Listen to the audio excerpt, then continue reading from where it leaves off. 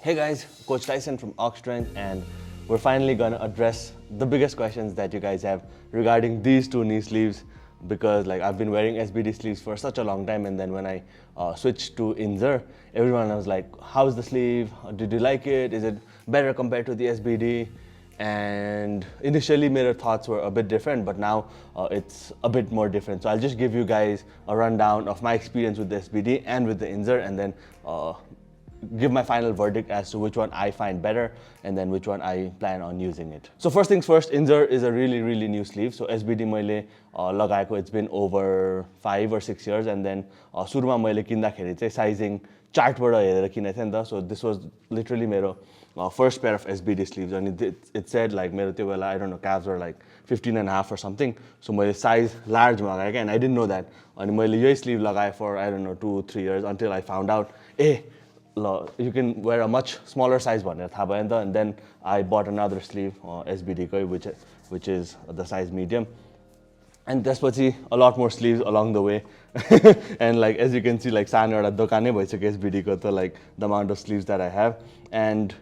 your confusion चाहिँ तपाईहरुलाई नहोस् भनेर चाहिँ we're basically making this video. So to talk about sizing, right now my calves are around 17 inches, close to 17 inches, and then I can still fit into a size small if I want, and this is a sleeve that I recently wore as well, so I can fit into a size small. So the sizing chart is off by quite a big margin, and you can really size down. So मलाई नै अब size small आउँछ भने, maybe if you're like a 15, maybe you could still fit into an extra small size, but मेरो लागि चाहिँ normal fit चाहिँ would be around size medium. And I really love the sleeves. I've been wearing it for so long, and during that time I tried many other sleeves. Ray-Ban try gare, Strong ko sleeves try gare, Strong ko एउटा नयाँ model sleeves आथ्यो, that I tried. Which all did I try? जोस् मैले 3-4 वटा अरु famous sleeve brand A7 try गरे, 2-3 वटा अरु brandहरु मैले try गरे, but then I always knew SBD was much better, and then I stuck with the SBDs, and I would usually wear a medium to train with, and competition fit को लागि चाहिँ small लगाइरहेको थिएँ for so many years until INZER came out. And INZER मा पनि I wasn't like really down for it, like INZER better हुन्छ जस्तो लागेकै थिएन, because SBD has been so dominant for so many years. So मैले INZER kinin, and the price tag was really steep, and I thought like नेपालमा आउँदाखेरि almost 20-25,000 को रेन्जमा आइरहेको थियो, and then it wasn't worth it because my sleeves were really good. Finally अनि पछि मोहित दाइले चाहिँ size large किन्नु भएछ कि knee sleeve INZER को, and then which was a bit big for him, so he gave it to me for a very affordable price. So that's the reason I bought the knee sleeve, and then ए ल त ठिकै छ नि त try गरिदिउँ न के छ र भनेर चाहिँ ट्राई गरेँ. So size small for SBD, and then I think size large is a very good fit for me. According to their sizing chart, it's just one size below what's recommended, and I fit into the sleeves, and anything lower than this I don't think it's possible. At least for now I don't think it's possible. So which one's better? So मैले दुईटा sleeve लगाउँदाखेरि चाहिँ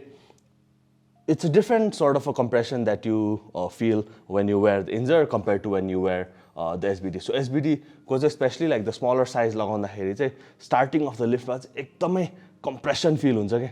एकदमै compressed feel हुन्छ, whereas the INZER fits a bit loose, like माथि हुँदाखेरि चाहिँ it feels a bit loose, but still quite like बलियो छु जस्तो चाहिँ INZER लगाउँदा हुन्छ के. SBD मा चाहिँ like च्यापेको जस्तो मात्रै हुन्छ, whereas like the INZER चाहिँ it feels more like more secure fit भनौँ न. It's actually made for you to squat जस्तो वाला feel हुन्छ. अनि त्यसपछि चाहिँ when you squat initially चाहिँ like मलाई INZER मा चाहिँ it felt almost like त्यो wrap वाला feeling हुन्छ नि, कस्तो अप्ठ्यारो feeling. अनि what do you say, like SBD लाउँदाखेरि चाहिँ this is like a sleeve because it's a bit more flexible, अनि sleeve जसरी fit हुन्छ, not too uncomfortable when you wear your own size. तर INZER मा चाहिँ like लगाउँदाखेरि पनि यो threading ले पुरा घावै बनाइदिन्छ जस्तो वाला feel भयो थियो कि पछाडिबाट. But then initially what I thought is if you can get a small enough size SBD on your knees, which is the small for me, and it could be a bit different for you, it's the same as INZER भनेर मैले verdict राखेको थिएँ.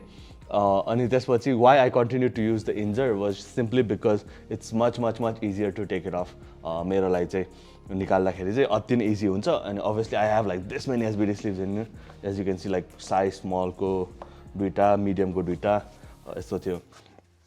अनि I didn't want to plan on changing it because मैले 8 reps गर्दाखेरि large लगाउँथेँ 5-3 reps गर्दा medium अनि सिङ्गल्सहरू गर्दाखेरि चाहिँ मोस्टली स्मल लगाएर हुन्थ्यो so I didn't want to get into it तर स्मल लगाउनु भन्दा चाहिँ this is like way better भनेर चाहिँ it struck me initially because I wouldn't wear the small if I'm not training with somebody because it's almost impossible to take it out like यहाँ हुँदाखेरि पनि जसलाई 10-15 मिनटै लाग्छ मेरो खुट्टाबाट sleeve निकाल्दिनु whereas the INZER is easily निकाल्नु पनि सक्छ लगाउनु पनि much easier अब अनलाइन रिभ्युजहरू हेर्दाखेरि चाहिँ मान्छेहरू इन्जरमा अड्केको अनि निकाल्नु नसकेको देख्छ but I think if you get the hang of it if it's your size obviously it's much easier to take it off भनेर चाहिँ मैले INZER लगाएँ and then time went on like I was training with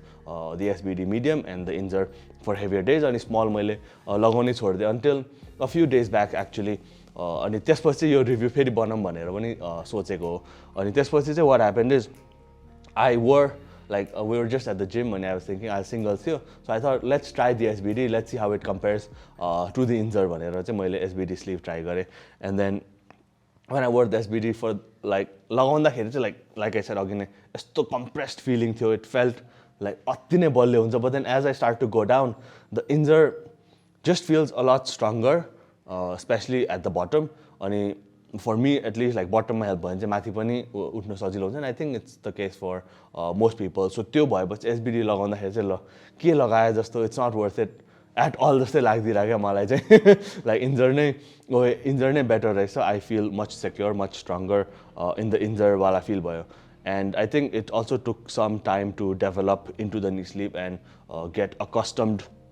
to the sleeves and यो नभएको भए पनि I think it wouldn't make much of a difference in terms of my performance but if you were to compare it head to head I think INZER is a little bit better and way better especially when you get a really small size in so that's for the INZER versus the SBD but it comes at a caveat because these sleeves are really expensive so if you're looking for the absolute best knee sleeve I would still say like the SBD is better because it's much more cost efficient and even if you don't get the sizing correct you can still wear it whereas like INZER चाहिँ ठ्याक्क size मिलेन भने लगाउनै मिल्दैन क्या अब मोहित दाइले अब लेट्स से ओ जसले लार्ज लगायो भने यो त सुल्केर तलै निस्किन्छ के बिकज इट्स लाइक यस्तो स्टिफ छ नि त ठ्याक्क यत्रै भयो भने चाहिँ खुट्टा हुन्छ but whereas SBD like even if I buy a 2XL size sleeve which is much bigger for me it'll still fit well and it'll feel very comfortable and in terms of SBD the durability say I think INZER भन्दा better हुन सक्छ I don't know because I've just worn this for quite some time तर this is the SBD I bought in 2018 and it's still like fresh-ish like अनि यो पुरानो SBD हरू चाहिँ much better छ compared to the newer ones which break out quite easily I think यो एउटा sleeve चाहिँ like देखाउनु नमिल्ने कन्डिसनमा चाहिँ देखाइदिउँ न like यो चाहिँ मेरो SBD स्लिभ हो like यस्तो भएछ यो स्लिभ त it's been through so much shit हैन so durability wise SBD quite nice अब INZER को चाहिँ maybe later when we do a long term review then we could talk about it so yeah that's that if price isn't an issue if you want 2% better sleeve for 200% the price 100% the price INZER is it and then if you are most people I would still recommend the SBD sleeve it's much better alright so that's my review for the INZER and the SBD sleeve and that's the verdict INZER a bit better but malai pani even now if I were to pay 25,000 for a pair of knee sleeves I wouldn't buy it so you can be the judge अब ओजसले पनि he's recently bought the INZER knee sleeve again at a very good rate अनि उसलाई पनि मैले नकिन भन्न थिएँ it's not worth it नकिनै भन्न थिएँ जसलाई पनि not worth it for the price भनेर भन्न थिएँ so उसले पनि got it at a good deal so उसको पनि maybe he's got a few different thoughts compared to mine and you can be the judge in terms of sizing उसले SBD मा के लगाउँछ INZER मा के लगाउँछ so yeah ओजस औ हल्का टेस्टिमोनियल दियो INZER versus SBD so yeah मैले पनि फर्स्ट स्लिभ चाहिँ मेरो के थियो आइरन बुल भन्ने कम्पनीको थियो त्यो त अब त्यति बेला फर्स्ट टाइम किन्दाखेरि प्राइस हेरेन सबभन्दा सस्तो कुन थियो त्यो स्लिभ किन्यो अब त्यो आई गेस घरमै छ केही सपोर्ट पनि दिँदैन थियो अनि मैले फर्स्ट स्लिभ चाहिँ मैले SBD कै स्मल लिएको थिएँ सो स्मलमा चाहिँ अब इभन लाइक अभियसली बेटर थियो पहिलाभन्दा तर यो लाउँदाखेरि चाहिँ लाउन पनि सजिलो निकाल्न पनि सजिलो छ सो खासै त्यस्तो फिलै भएन कि जुन चाहिँ कस्तो सपोर्ट दिन्छ स्लिभले भन्ने त्यो थाहा नै भएन लाइक लाउँदाखेरि चाहिँ लाइक एसबिडी अभियसली लाइक राम्रो फिल हुन्छ लाइक जे पनि लाइक यसले चाहिँ लाइक एक्सर्साइजहरू पनि गर्न मिल्छ क्या एसबिडीको स्लिभमा आई थिङ्क इन्जरको स्लिभमा चाहिँ एक्सर्साइजहरू गर्नु मिल्दैन किनकि यो चाहिँ अलिकति मोर फ्लेक्सिबल छ अनि यो चाहिँ अलिकति स्टिफर छ अनि यो मैले अलमोस्ट एसबिडी मैले 2 years of power lifting जर्नीमा SBD नै लगाएँ सो फर्स्टमा चाहिँ मेरो ट्रु साइज चाहिँ यो स्मल होइन थाहा पाएँ क्या सो अनि त्यसपछि मैले एक्स्ट्रा स्मल लिएँ सो एक्स्ट्रा स्मल चाहिँ मलाई फुनसुक दाइले दिनुभएको थियो सो एक्स्ट्रा स्मल ट्राई गर्दा चाहिँ एकदमै लाउनु ठिकै निकाल्न चाहिँ एकदमै गाह्रो सो लाउँदाखेरि पनि सो मलाई के फिल हुन्थेन यो अभियसली स्ट्रङ फिल हुन्थ्यो तर नम भएर जाने खुट्टालाई यस्तो टाइट समात्थ्यो कि यसले लाइक गर्दा गर्दै अभियसली खुट्टा पम्प हुन्छ सो क्वाजहरू पम्प हुँदै गएपछि यो एक्स्ट्रा स्मल लाउँदाखेरि चाहिँ कन्फिडेन्स आउँछ तर निकाल्ने टाइम आएपछि चाहिँ एउटा मान्छे चाहिन्छ सो एक्लै निकाल्नु चाहिँ एकदम गाह्रो हुन्छ तर अभियसली सपोर्ट चाहिँ दिन्छ यसले पनि स्क्वाटमा तर त्यसपछि अनि मैले अब इन्जर लिउँ कि नलिउँ भएर चाहिँ त्यसपछि राम्रो प्राइसमा पाएको भएर मैले इन्जर लिएँ सो मेरो फर्स्टमा मैले इन्जर ट्राई गर्दाखेरि चाहिँ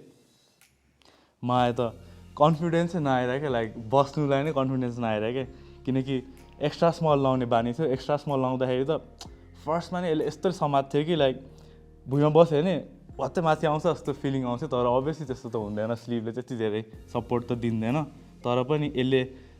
टाइट हुने भएको भएर चाहिँ यसले सपोर्ट दिन्छ जस्तो लाग्थ्यो तर यो चाहिँ लगाउँदै लाइक लगाउनु नि सजिलो छ लगाइसकेपछि चाहिँ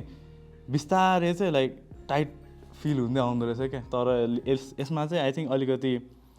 माथिको पोजिसनमा भन्दा लाइक बटममा चाहिँ अलिकति मोर सपोर्ट दिन्छ जस्तो लाग्यो मलाई चाहिँ किनकि मैले यो युज गरेदेखि चाहिँ मेरो अलिकति स्क्वाट पनि बेटर भएको छ जस्तो लाग्छ तर आई थिङ्क इन्जर चाहिँ लाउनु निकाल्नु सजिलो भएर चाहिँ एकदमै आनन्द भएछ अनि अरू त आई थिङ्क अहिलेलाई चाहिँ this is the best for me size difference चाहिँ लाइक त्यहाँबाट हेर्दा कस्तो देख्ने हेर न लाइक त्यही त कस्तो यो एक्स्ट्रा स्मल मलाई मेरो फिट हो नि त लाइक मलाई अट्छ यो स्मल होइन सो यो चाहिँ स्मल तिम्रो काफ कति थियो मेरो काफ 14.5 15 so that's the sizing. Alright, so त्यही नै हो verdict ओजसको र मेरो I think a very similar thought in terms of which sleeve is better, but then I would still recommend the SBD sleeve unless because like it's just gonna add like a few percentage, 2%, not even 5%. I wouldn't say 5%. And then if you're squatting 100 kgs, it's probably gonna squatting 100 with these probably gonna squat 100 and 2.5 with these 2% incrementally. So as long as you're lifting the heavier weights, not for your body weight, but then relative weight heavy cha bhane chai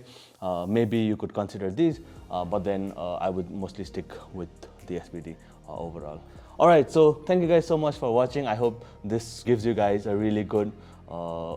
in-person review of both the sleeves because we've been wearing it for quite some time. And yeah, thank you guys for watching this video. If you want us to cover any other equipment related stuff, any other programming technique, I don't know, any other questions, please let us know and then we will make the video out for you guys because we're making the video for you guys. So yeah, like always, if you're interested in one-on-one coaching with myself, Ojas, and anyone from Oxtrend System, the link is in the description down below. And see you in the next one. Be strong.